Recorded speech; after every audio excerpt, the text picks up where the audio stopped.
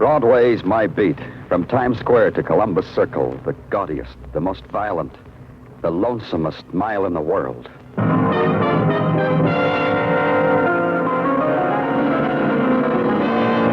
Broadway's My Beat, with Larry Thor as Detective Danny Clover.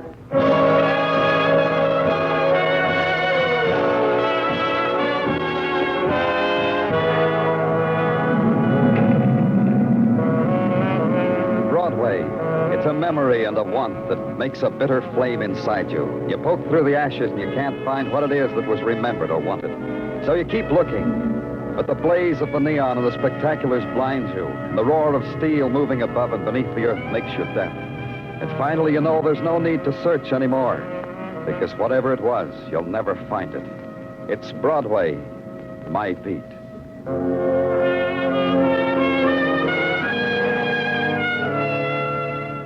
You use the morning hours at police headquarters to tidy up, to dust off the old reports and polish up the new ones. You watch a derelict fly store up a few rays of sun against the time of its winter dying. And then someone opens your door. Mr. Clover, they told me I could talk to you. The woman is about 40. Her perfume is expensive. Her furs are expensive. And the black lizard purse with a jeweled clasp that sleeps under her arm looks fat and happy. But in her face and eyes, something frayed, something pinched. May I sit down? I think I don't feel well. Of course. Here. Thank you. Now, don't look so worried, Mr. Clover. I won't faint or anything like that. Not me. You're sure you're all right? You're quite pale, Miss... Don't ask me who I am yet. I want to save that. I've heard a lot about you, Mr. Clover. Oh? Yes, a lot. They say people can come to you. People like me, if they've got something to say to you. Maybe it would help if you told me who you were. Not now. Later. When I've said you my say.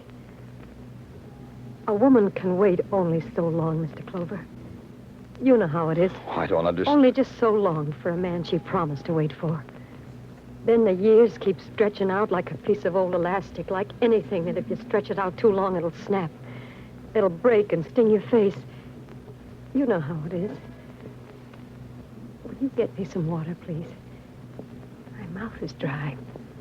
It's really dry. Oh, sure.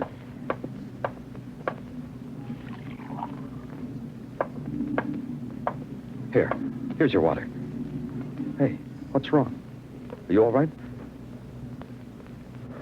No, you're not all right, are you? Hi, Danny. You don't mind my busting in? Of course you don't mind. Get out of here, Jimmy. I got nothing for you. The hands out in the press room are very stale, very one-day-old, Danny. From you, I want something fresh, something a shock, something a headline. Like, why don't you introduce me to the charming lady? I told you to get out, Jimmy. Get on your hind legs and beg for news from somebody else. Lady, Danny. Maybe the lady will be kinder. How do you do, lady? I'm Jimmy Ames, a reporter for... Oh, the lady's dead, isn't she, Danny? Yeah. Well, you got your news, reporter. Go report it.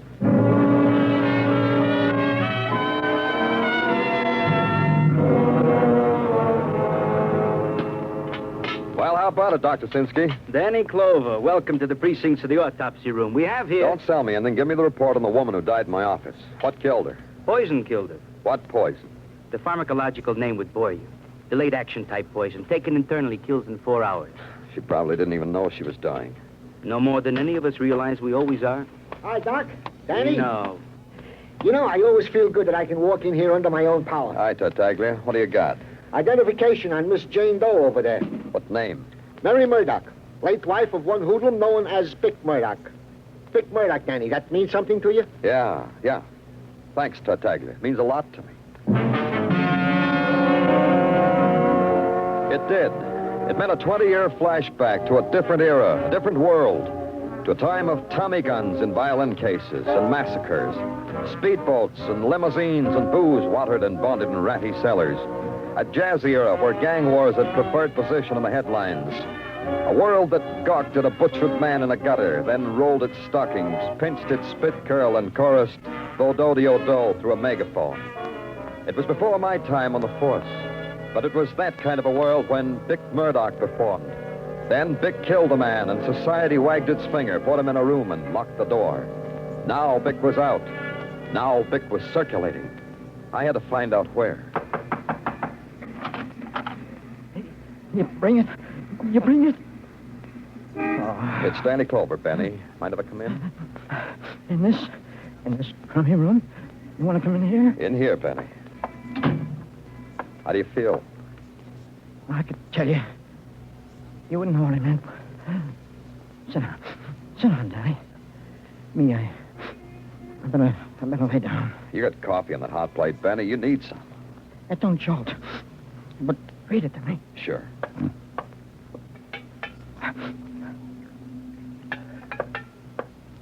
Here.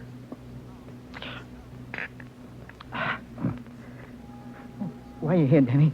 Dick Murdock, Benny. Danny, you couldn't go away, come back. Someone's come. He's not here yet. Talk to me about Bick. It's only good for, ain't it? Stolen. Some guys' lives wind up that way. Stolen. The guys get to be priests and policemen. Drink, Benny. Bick, you say? Uh-huh. He's out. Come down from Sing Sing to the city. I know that. I seen him, too. He ain't changed. Some guys live 20 years between seeing him. And they change. Get old. Something happens to their faces. Not Bick. He's scary. Not Bick. Where'd you see him? He went to a place. To a place in an alley. To a hole in the alley wall. Where? On First Avenue. Near East 49th. The first alley. The first hole you come to on your right. Thanks. Let's go to my place of business, Benny. I've been there. It don't do no good. Let's go, Benny. We'll try again.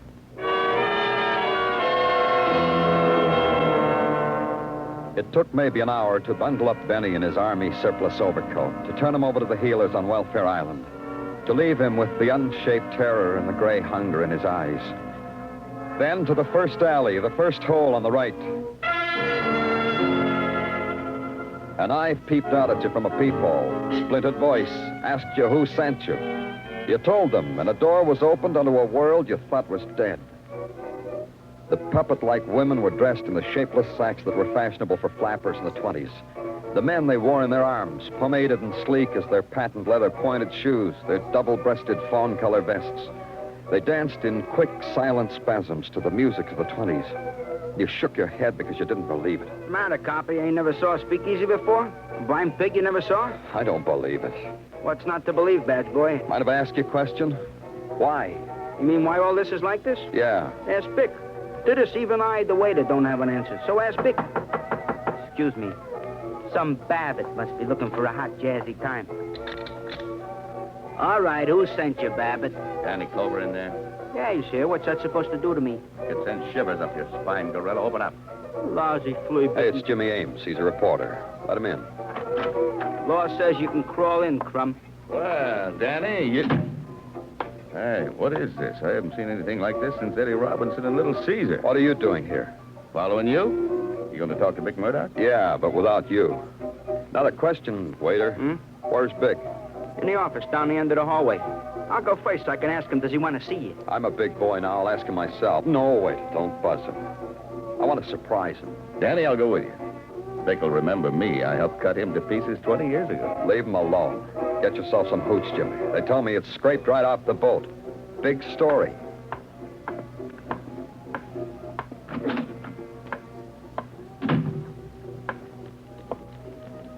Who wants to see Bick Murdock knocks on doors first and asks permission. This I've said many times. You were too many years away from me to hear it, Bick. A copper. I smell it from here. Not too close, Papa Vittorio. Maybe you heard, Copper, how I don't like aces from the police, especially when I'm getting my hair cut. Private barber's chair. Farewell gift from the boys at Sing Sing, Bick? Aces with a loose mouth, especially I don't like. Papa Vittorio, I told you once. So use the scissors. You can clip a happy. The waiter told me I should ask you a question, Bick. That Roaring Twenties movie out there. Why? The waiter told you to ask, so I'll answer you. Because 20 years ago, they put me in a cage. This made the world stop going around.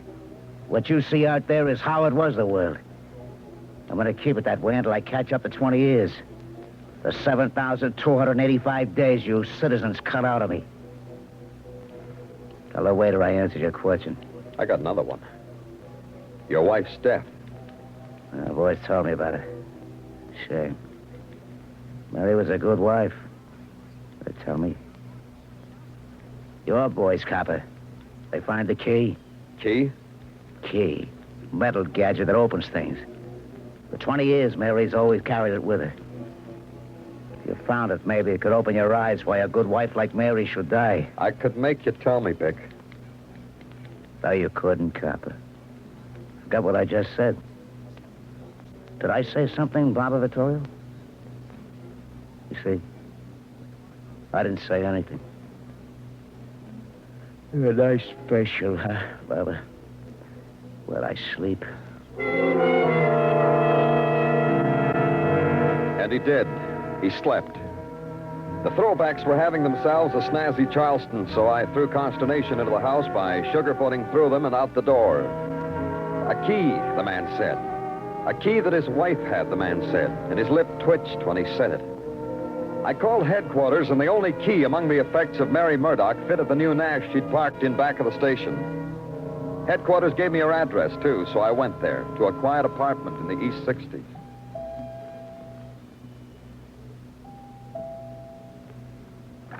Yes? I'm Danny Clover. I'm from the police. Please come in. Miss Susie Lane. I'm the maid here. Miss Lane, did they tell you about Mrs. Murdock? Mrs. Murdock? No.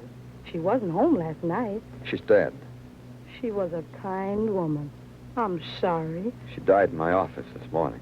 A strange woman, but kind. Strange? This apartment, for instance. She brought no one here. Received no mail here. Men, friends? They said good night downstairs. I'm looking for a key, Miss Lane. A key? What key? I don't know, but I'm looking for it. I'm looking for it here. Pardon me. Hello? Yes? It's for you, Mr. Clover. Thanks. Danny Clover speaking. Don't look for the key no more, Clover. Who is this, Vic? Yeah. I got advice for you. Don't look for the key no more. It could open up a lot of pain. Changed your mind, haven't you? If you haven't found it, don't look for it. If you found it, throw it away. Wait a minute. Guy I want to see just walked into the office. Vic? Hello, Vic. Let's look for that key, Miss Lane.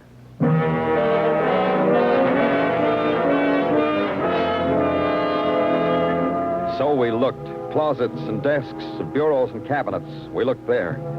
And under mattresses and behind pictures and in jewel boxes. Nothing. No key. It went on for almost an hour. Then it got to be time to go back to the alley and take 20 years off my life. Grand badge, boy. The boss ain't having no more callers today. Don't get conscientious. I'm an expected caller. Boss ain't said a word about you. Show me your warrant. Show you this.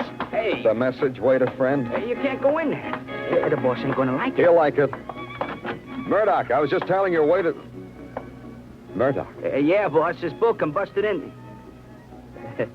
Hey, the boss is sleeping like a babe in his father chair. Hey, he ain't sleeping. But he was. Vic was sleeping. The poets would say so. The poets would say something about the long black night and no stars. The black night that is forever. Because death is forever. But they'd have trouble. How do you write a sonnet on a 10-cent ice pick sticking in a man's heart?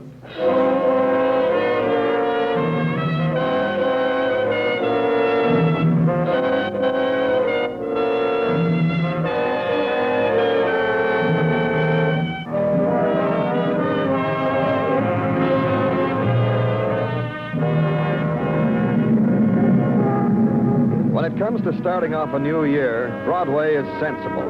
It makes no promises to itself. It turns over no new leaves. That way it can grin over the current flock of killings and not make excuses for itself. A woman drops dead at police headquarters. That makes for a grade A grin. Her husband is murdered with an ice pick the same day. Broadway grins from ear to collective ear. Double feature, admission free, comedy of death. but sensational. And it goes on. The next morning, Broadway lines the curb, the funeral of Vic Murdock, an oldie, a revival, but characters within the memory of dear old Dad. The procession was maybe a mile long, low-slung and black convertibles filled with flowers and mourners, and a brass band from Local 802. Maybe Vic enjoyed it. So many other people did, like the man who tapped my shoulder. Aside, huh, Danny?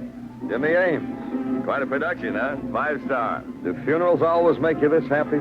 This one will get a headline for 3 editions. The way I write it, maybe even 4. You've been stepping on my shadow, Jimmy. Yeah, I know. People die where Danny Clover goes.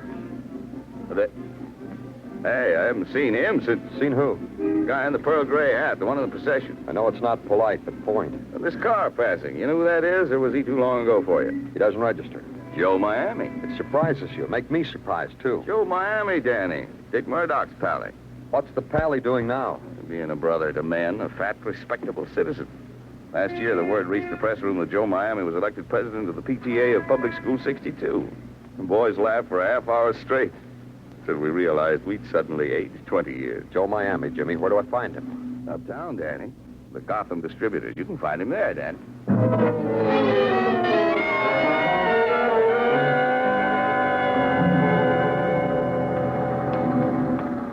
Okay, kid, you got 4 loads, 600 cases. Distribution them. Take off like big wing bird. Joe Miami. It's me. Who are you? Danny Clover. I'm from... Don't tell me no more who is. I know. Quite a business you got here, Joe. They can distribute business, not bad. Makes me crummy fortune like old days. But now I pay tax, everything abiding. Someplace quiet where we can talk, huh, Joe? This someplace I got. My business office. Walk with me, Danny Clover.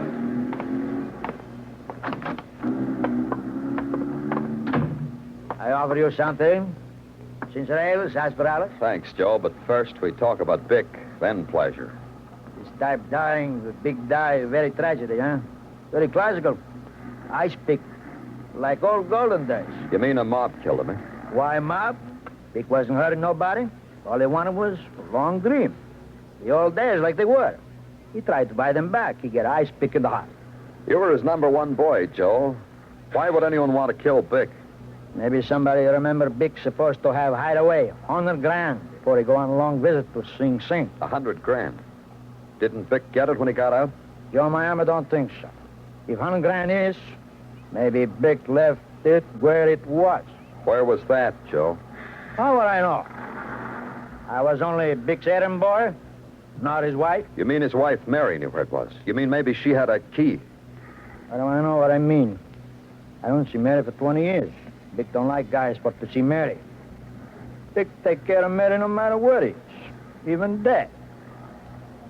You sure you don't want no sarsaparillas? Tell me about Mary. Oh, it's a lovely, nice wife. Tell me more. Lovely, nice wife for 18, 19 years. But in 20th year, since Vic was away, Mary found maybe new love, a new guy. Who was he? Who was he? Why should I care? But women put these things down in little black diaries, doesn't they? This is very classical also. Yeah. Thanks for everything, Abiding Joe. For what? You didn't touch drop sarsaparilla. I had an idea I was getting someplace now, but my footing wasn't secure. Someplace back down the line, I'd walked too fast, skipped something.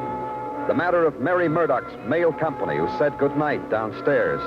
Maids might know about that. Headquarters gave the address of Susie Lane, ex-maid of the late Mary Murdock. The address of Susie Lane on 136th Street in Harlem. I went there, and the same man stepped on my shadow again. Don't look worried, Danny. You know you can't lose me. Be kind to newspaper guys, I always say. They write such wonderful bits. Somebody going to die again, Danny? No more. Well, that could be news, too. I'll come along. All right, but keep your hand over your mouth. Sure. In here? In here. Miss Lane. Door's open a little. Let's go in. Take your hand off the door. Miss Lane. Come on, let's go in. Hey, Susie. Hey, I told you not to... Look at this place, Danny. Like a big wind lived and died here. A mess. Yeah. What have you got? Blood. A pool of it on the rug. Maybe you're batting 1,000 after all. How'd you like to get battered right through that wall? Yeah? Trouble, huh? You add it up. You're a big newspaper man. Overturned furniture and a bloody rug. Look in the dinette, big newspaper man. Sure. What am I looking for? I don't know. Just look. Nothing in there, Danny. I'll try this closet. Yeah.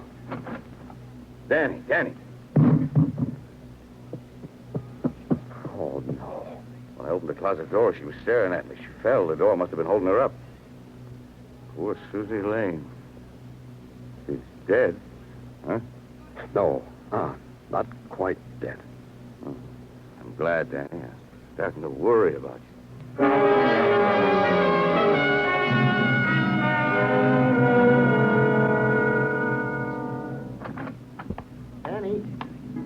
Danny, it's me, Sergeant Gino Tartaglia. Sorry, Tartaglia. I was just thinking. How's Susie Lane? Well, that's what I came to tell you. Hospital reports she is still in her coma. They're taking care of her? Everything in their power, Danny, just like you told me. Dr. Sinsky says she'll pull through, though. What kind of people do things like that, Detective? Beat up a girl till she's neither dead or alive, just to keep her mouth shut. What kind of people? Well, in our line of business, we meet them all, Danny. Yeah. Tartaglia, do you get mail? Huh? Well, sure I get mail, Danny. Bills, the secrets of happy marriage, circulars, postcards and vacations. Hey, why do you ask a question like that at a time like this? Everybody gets mail, huh? Well, sure, Danny, sure. What's the matter? Why didn't Mary Murdock get mail?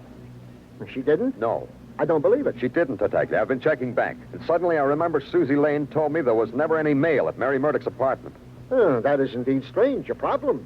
Needs thinking. Tartaglia, if you wanted to get mail and you didn't want Mrs. Tartaglia to know you were getting it... Oh, I wouldn't think of such a thing, Danny. Mrs. Tartaglia'd find out anyway. You'd have it sent care of general delivery, wouldn't you? Yeah, Danny, I would send the mail to someplace anonymous like general delivery. Oh, you're a genius, Tartaglia. Danny, it hardly took no effort at all. You can't shake me, Detective. Where we go now? Jimmy Ames. I've got big news for you. Yeah? Like what? Like maybe the last paragraph to your story. You want it, reporter? You out of your mind? What do you mean, do I want it? Ever peeked in mailboxes, reporter? Let's move, kid. Let's move.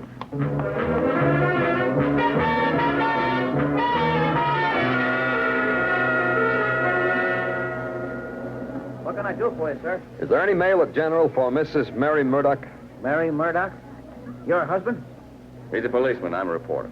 You're a policeman, sir? Yes. Here. Oh, of course. Well, just a minute.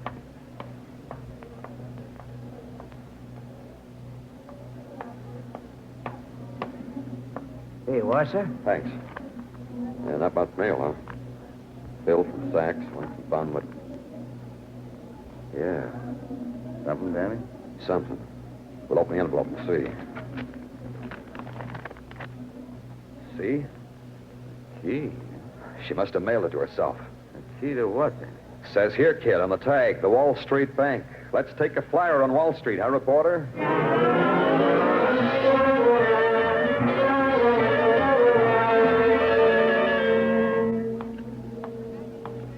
Mr. Brownby says your credentials are in order, Mr. Clover.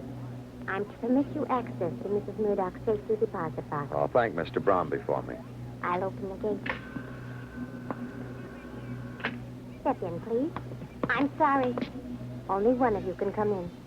Only Mr. Clover. Wait a minute, Danny. Don't louse me out of my story. Okay, I'll vote for Ames here. He's a reporter. It's his story. Oh, you may go in then. I have the bank key, which will insert here. Then I take your key. That is Mrs. Murdock. We know, Mrs. Murdock's key. Exactly. I insert it here. And here it is, Mr. Clover. Oh, thanks. You may take it to that private cubicle to examine the contents. When you're through, just call me. Yeah, I'll do that. Come on, Jimmy. I'll close the door. Sure, Danny. All right, Danny. Open the box. What? The gun on your back. Does that surprise you, Danny? Yeah. Frankly, yeah. It shouldn't. A big cop like you with a big brain. Come on, Danny. Open the pretty box and hand me the $100,000. Maybe you'll have to kill me to get it. You think I won't? I've had practice. First Mary, then Bick. The third time's easier. Susie, we won't count. She didn't die. Clean-cut, true blue fella like you. Yeah, ain't I, though? A reporter has advantages, Danny. I knew all about that $100,000 all the time. Read it in an old newspaper morgue. I figure wife, Mary Murdock, must know where it is, so I make love to her. But with all that love, she won't give me a little key. Funny woman. So funny you murdered her. Yeah, like that. But then Bick gets on to our innocent little affair. The ice pick, the right way for a man like Bick to die, huh, Danny? It also leaves $100,000 to myself. Open the box, Danny. No? All right, I'll open it myself.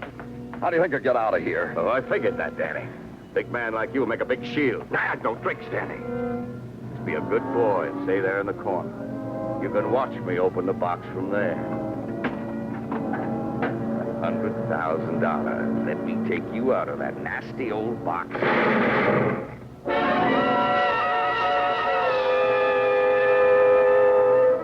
It was a big noise and a big scream. It got inside of me and wouldn't quit, but it had substance.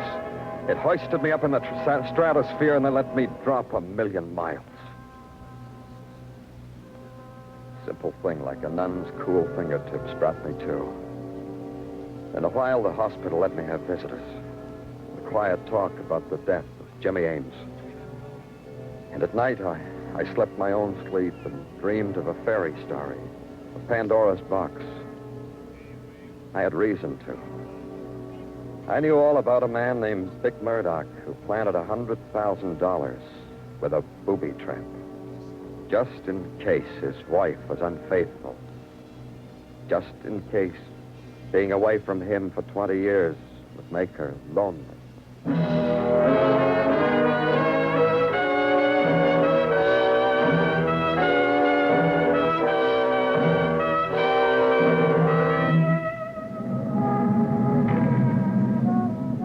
Broadway's rearing on its haunches now, and it's wearing its comedian's face. It'll reach out and tickle you under the chin and make clucking noises, or it'll bang you across the mouth and get hysterical.